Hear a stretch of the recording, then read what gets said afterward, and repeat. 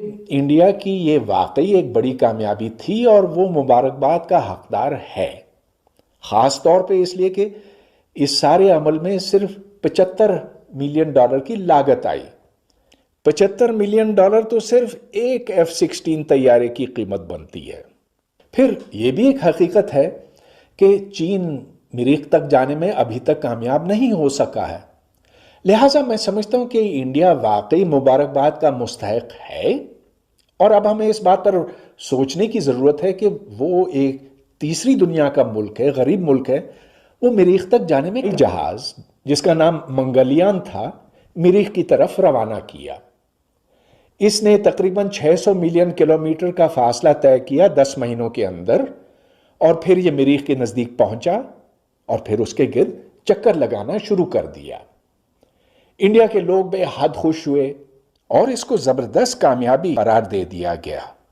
अब पाकिस्तान के लोग जानना चाहते हैं कि क्या वो भी मरीख पर पहुंच सकते हैं और इसके लिए क्या कुछ दरकार होगा। लेकिन इस सवाल पर आने से पहले चलिए हम इस पे जरा गौर करते हैं कि क्या ये वाकई कोई बड़ी कामयाबी थी। आखिर हमें याद है कि तकरीबन 15 साल पहले जब हिंदुस्तान ने 5 एटमी धमाके किए थे तो उस वक्त भी हर तरफ खुशियां मनाई गई थी, लेकिन वो कोई बड़ी कामयाबी तो थी नहीं।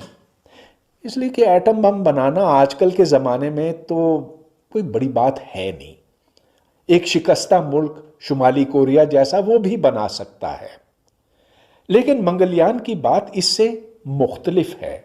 सबसे पहले खलाई जहाज को जमीन से ऊपर उठाना होता है। फिर जैसा कि मंगलयान ने किया, जमीन के जोर के इस्तेमाल से इसको मरीख की तरफ धक्का दे दिया गया। इसको स्लिंग शॉटिंग कहते हैं। फिर मरीख जमीन से इतना दूर है कि रेडियाई लहरों को जमीन से मरीख तक और वापस मरीख से जमीन तक पहुंचने में कई मिनट लग जाते हैं। लेकिन सिर्फ 1 मिनट के अंदर एक तेज रफ्तार खलाई जहाज हजारों मील आगे निकल सकता है। लिहाजा गलती के लिए कोई गुंजाइश होती नहीं है। तो मैं समझता हूं कि इंडिया की ये वाकई एक बड़ी कामयाबी थी और वो मुबारकबाद का हकदार है। खास तौर पे इसलिए कि इस सारे अमल में सिर्फ $75 मिलियन की लागत आई। $75 मिलियन तो सिर्फ एक F-16 तैयारे की कीमत बनती है। फिर यह भी एक हकीकत है कि चीन मरीख तक जाने में अभी तक कामयाब नहीं हो सका है। लिहाजा मैं समझता हूं कि इंडिया वाकई मुबारकबाद का मुस्तहिक है और अब हमें इस बात पर सोचने की ज़रूरत है कि वो एक तीसरी दुनिया का मुल्क है, गरीब मुल्क है। वो मरीख तक जाने में कैसे कामयाब हुआ। मैं समझता हूं कि इसके पीछे 3 बुनियादी वजूहात हैं। सबसे पहले ये कि इंडिया की नौजवान नस्ल में साइंस के लिए एक बेहद मोहब्बत नजर आती है।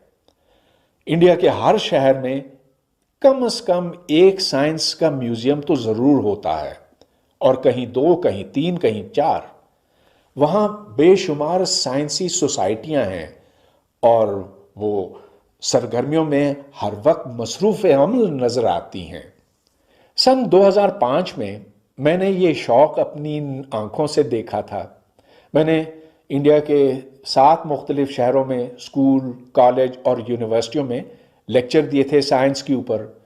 कई जगहों पर तो सैकड़ों स्टूडेंट्स आए थे और उन्होंने बड़े शौक से सुना और बड़े अच्छे अच्छे सवाल किए। मुझे लगता है कि जवाहरलाल नेहरू का जो शौक था साइंस का, वो उन तक मुंतकिल हुआ। जब इंडिया के कम उम्र तालिबे इल्मों से ही पूछा जाता है कि बड़े होकर वो क्या बनना चाहेंगे, तो सबसे पहले वो कहते हैं हमें साइंसदान बनना है। स्टीफन हॉकिंग उनके नज़दीक एक बहुत बड़ी हस्ती है। उन्हें black holes, super strings, quantum mechanics, इन तमाम चीज़ों का शौक दिलाया गया है। ये और बात है कि जब वो बड़े हो जाते हैं तो फिर वो आम किस्म के पेशों में लग जाते हैं। कोई बैंकर बनता है, कोई इंजीनियर बनता है, कोई कुछ बनता है। अहम बात यह है कि कम उम्री में जो सबसे अच्छे जहन हैं उन्हें साइंस की तरफ राग़िब किया जाता है। दूसरी बात यह कि इंडिया में यूनिवर्सिटियों का मेयार अच्छा है। میں یہ نہیں کہہ رہا ہوں کہ ساری انڈیا کی یونیورسٹیاں اچھی ہیں، کچھ تو بڑی ماٹھی سی ہیں، کچھ اس سے بہتر ہیں، کچھ عام معیار کی ہیں، اور کچھ بہت ہی اچھی ہیں، اتنی اچھی ہیں کہ وہ امریکہ کی یونیورسٹیوں کا مقابلہ کرتی ہیں، اور ادھر سے جو پی ایچ ڈی نکلتے ہیں وہ تو پھر امریکہ میں جا کر پروفیسر یا ایسوسیٹ پروفیسر لگ جاتے ہیں۔ تیسری اہم بات یہ کہ انڈیا کے لوگ اپنے بڑے سائنسدانوں کی بے پناہ قدر کرتے ہیں۔ مثال کے طور پر رامانوجن کا نام ہر بچے کے منہ پر ہے، اس کے گرد طرح طرح کی کہانیاں بنائی گئی ہیں۔ سی وی رامن کے نام سے رامن انسٹیٹیوٹ بنایا گیا، اسی طرح ایس این بوس یا ہرگوبند کھورانا وغیرہ وغیرہ۔ یہ سارے سائنسدان انڈیا کی نئی پود کے لیے ایک مشل کی طرح ہیں۔ اب چلیے ہم اس سوال پہ لوٹتے ہیں کہ اگر پاکستان یا کوئی دوسرا ترقی پذیر ملک مریخ تک پہنچنا چاہے